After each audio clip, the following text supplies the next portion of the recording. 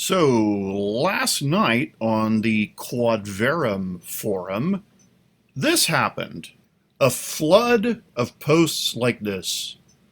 Sadly, that argument is weak, in which can easily be reversed to evidence Hillary Clinton and traitors are still walking free. If they guilty, why haven't they been indicted? Don't get caught up with these Jew publican talking points. They are designed to keep you in the illusion of a two-party system. Our site became bedlam, raving madness like we'd never seen. So what caused it? The Mastodon platform is comprised of what they call instances, all those little elephants. These instances can hook up with each other. Guess which instance had hooked up with us?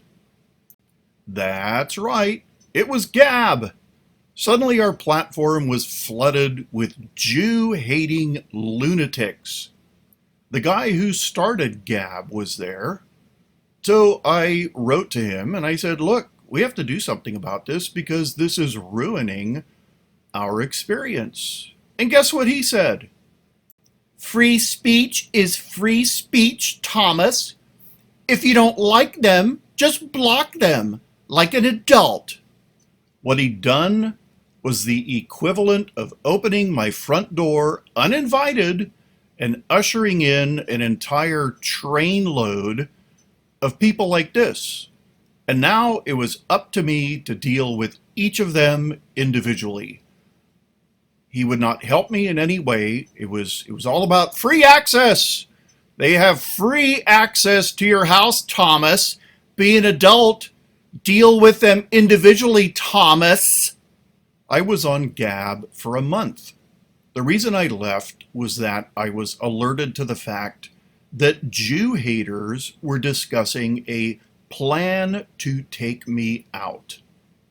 The people discussing the plan to take me out were friends of this Gab user who shot up the Tree of Life synagogue in Pittsburgh, killing 11.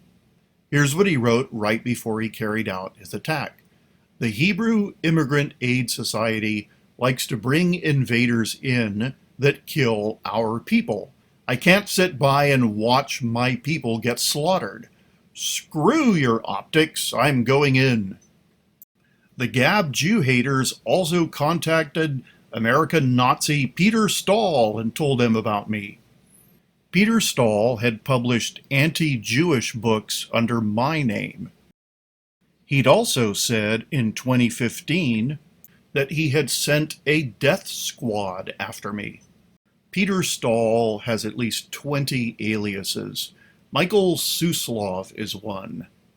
Tommy, well, Bettina and her friends have made it to Santa Barbara and will soon be getting in touch with you. I hope it is a productive meeting. And after they photograph all your relics, maybe all of you can drive over to the ocean for a good time at the beach, but don't go into the water because of the sharks out there.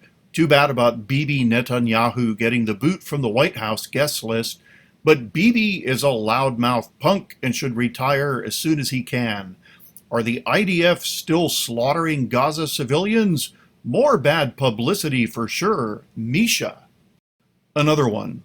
Tommy, Bettina and her friends are now in Los Angeles, and she writes that she has 2 new cameras which should be able to thoroughly photograph your relic collection.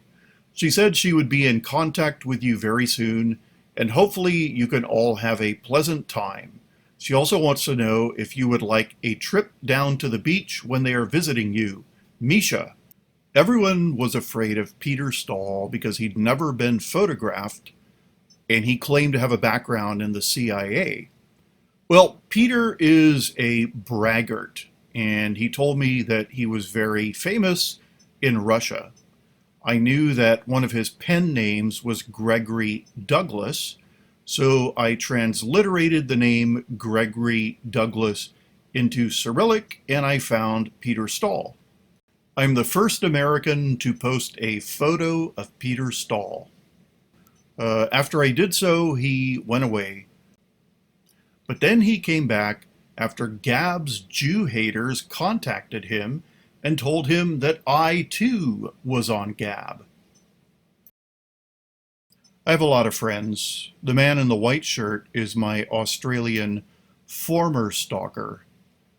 He deleted his entire social media presence after I received and posted this video. Yes, I did ask for this video and I was given this video.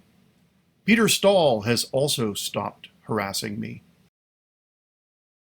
So I'm not afraid of anybody, but I had walked away from Gab. And last night, Gab found me, and the same people picked up right where they had left off.